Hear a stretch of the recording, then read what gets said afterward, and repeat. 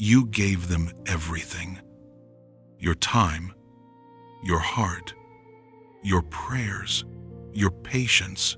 You believed in their potential. You made excuses for their patterns. You stayed longer than you should have because you thought love meant fighting for people who weren't fighting for themselves. And when it finally ended, you didn't just lose them. You lost the version of yourself who believed love was supposed to feel that hard. But what if that loss was the lesson? What if God let you love the wrong person first, not to break you, but to build you? You've been sitting in the wreckage of what ended, asking, why did God let me waste so much time? If He knew they were the wrong person, why didn't He stop me before I got attached? Why did I have to learn this the hard way? And I need you to hear something that might shift everything. God doesn't waste pain. He transforms it into wisdom. What feels like wasted years were actually invested years. You weren't losing time, you were gaining wisdom.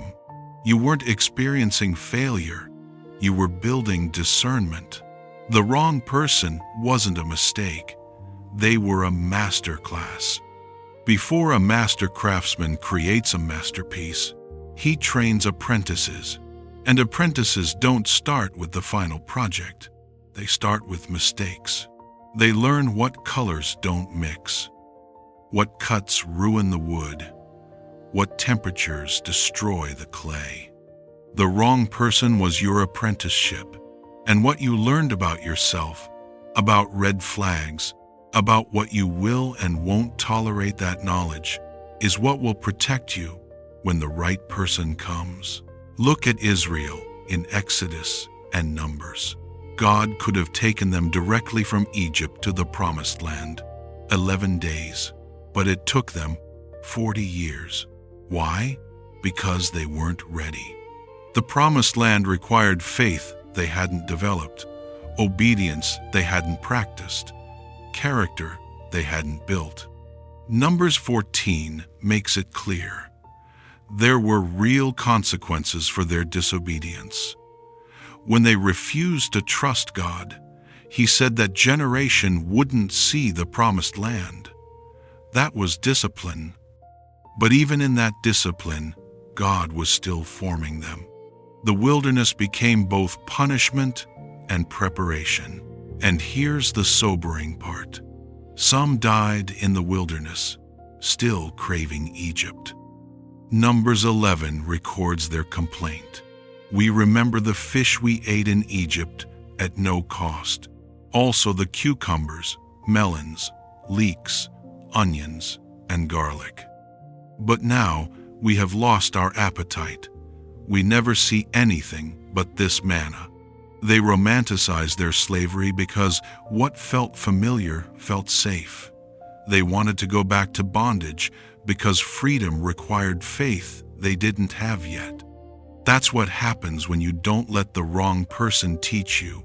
You keep craving what hurt you because you never learned why it was hurting you. Today, I want to show you the journey you didn't know you were on. Because while you were breaking, God was building. While you were losing them, you were finding yourself. The wrong person wasn't a detour from your destiny. They were part of the curriculum. Every red flag you ignored taught you what to watch for. Every tear you cried watered the soil of wisdom. Every night you spent questioning your worth was God asking, will you finally believe you deserve more than this? The relationship ended, but the lesson remains. Here's what you didn't see while you were in it. While you were crying over someone who couldn't choose you, God was teaching you what you should never tolerate again. While you were making excuses for their patterns, He was showing you the difference between potential and proof. Before you can recognize what's right, you often need to experience what's wrong. The wrong person taught you through pain what you're not willing to tolerate anymore. What you used to call complicated, you now call chaos. What you used to excuse as passion, you now recognize as toxicity. What you used to accept as love, you now see as manipulation. You learn that inconsistency isn't mystery, it's instability. Love bombing isn't devotion, it's control. Potential isn't proof, patterns are. Being chosen shouldn't require convincing. And peace isn't boring, it's what real love feels like. Deuteronomy 8, verse 2 says, God led Israel through the wilderness to humble and test you in order to know what was in your heart. The testing wasn't to punish them, it was to reveal them, to expose what they truly craved. The wrong relationship did the same thing. It revealed what you were tolerating that you shouldn't have been. It exposed patterns in you that needed breaking.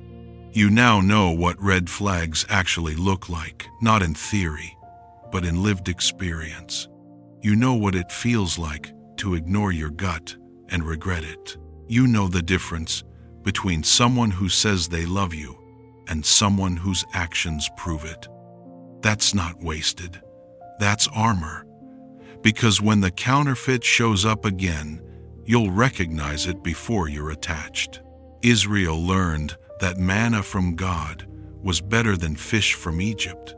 You're learning that peace from the right person is better than passion with the wrong one. And that's not bitterness. That's discernment. You're not closing your heart. You're guarding it. Proverbs 4, verse 23 says, guard your heart, for everything you do flows from it. But it wasn't just about them. It was about you. Sometimes God allows you to love the wrong person because they expose patterns in you that you didn't even know were there.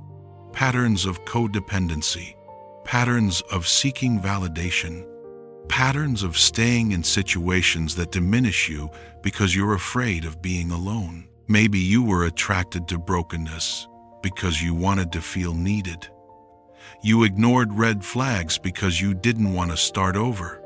You gave more than you received because you believed that's what love required. You stayed silent when you should have spoken up because you feared conflict. Now, let me be very clear. If that relationship involved abuse, emotional, physical, or spiritual manipulation, that was not God's will. God can redeem what the enemy meant for harm, but He never calls evil good. You didn't need to be abused to learn. That was sin, not curriculum. What I'm talking about are patterns you brought into the relationship, not abuse done to you. If you experienced abuse, that was wrong, period. What God was breaking in you were things like the need to fix people who don't want to be fixed.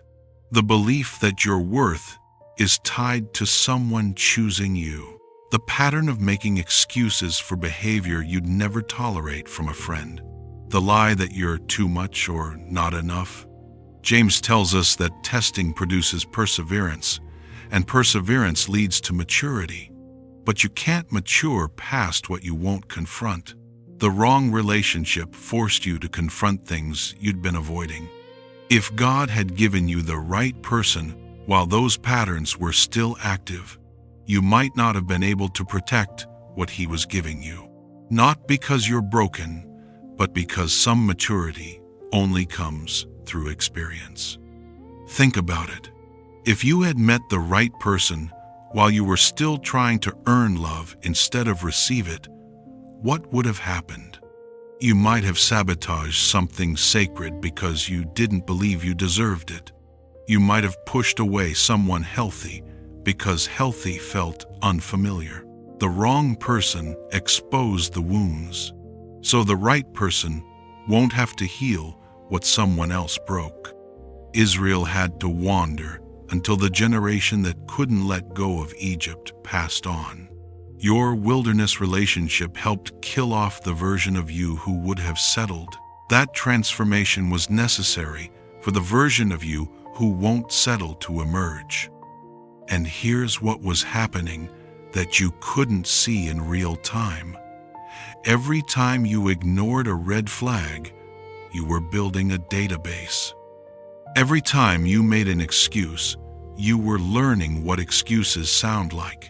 Every time you questioned whether you were overthinking, you were sharpening your ability to trust your gut. There's a difference between knowing what red flags are and recognizing them when they show up.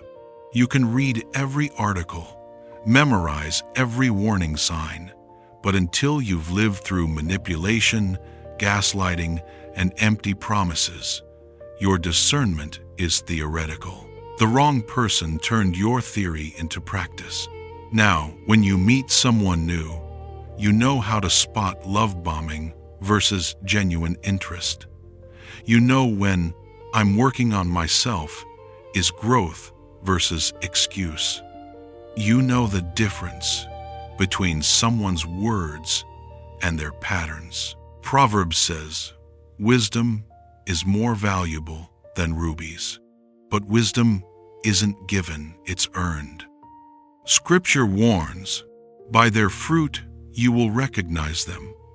But recognizing fruit requires knowing what bad fruit looks like.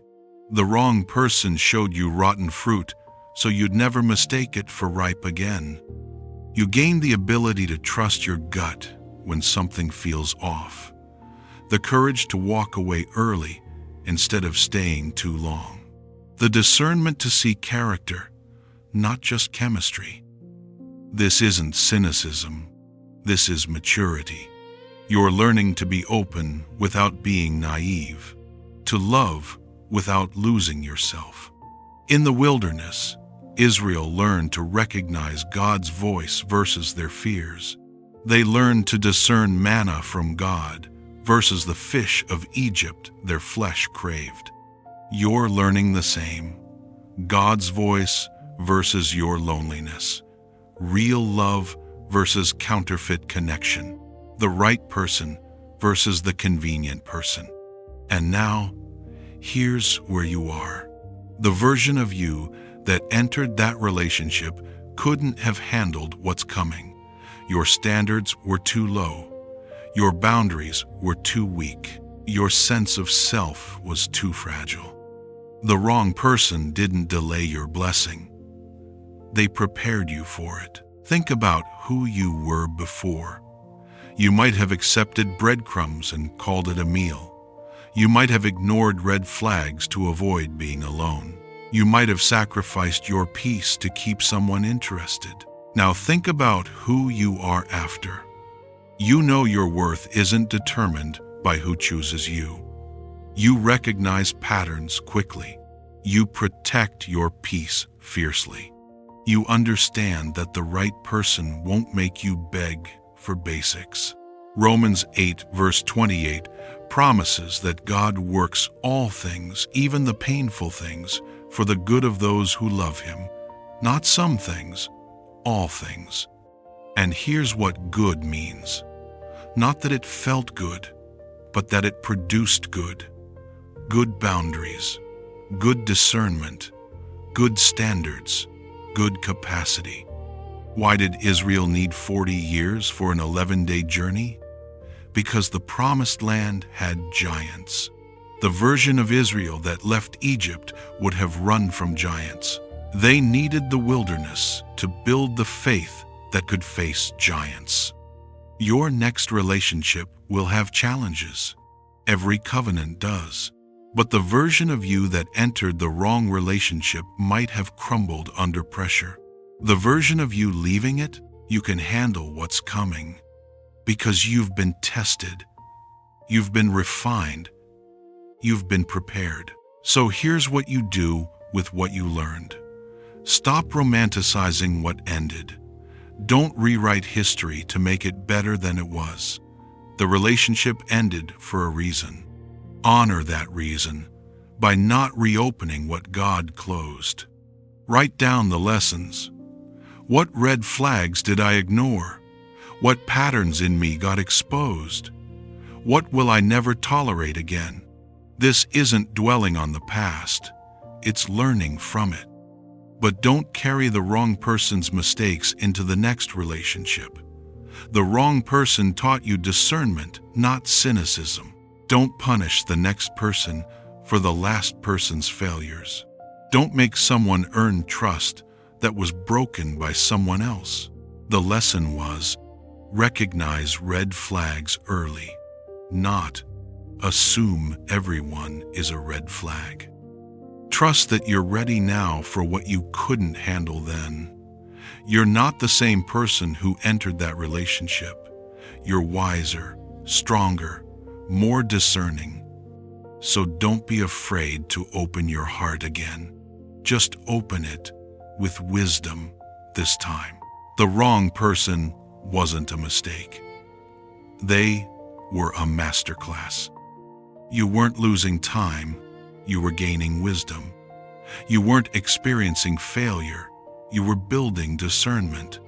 You weren't wandering aimlessly, you were being trained in the wilderness. And now you're ready, not because you're perfect, but because you've been prepared. The right person won't look like the wrong one. They won't feel like the wrong one. And because of what you learned, you'll recognize the difference. So if this word touched your spirit, type this in the comments.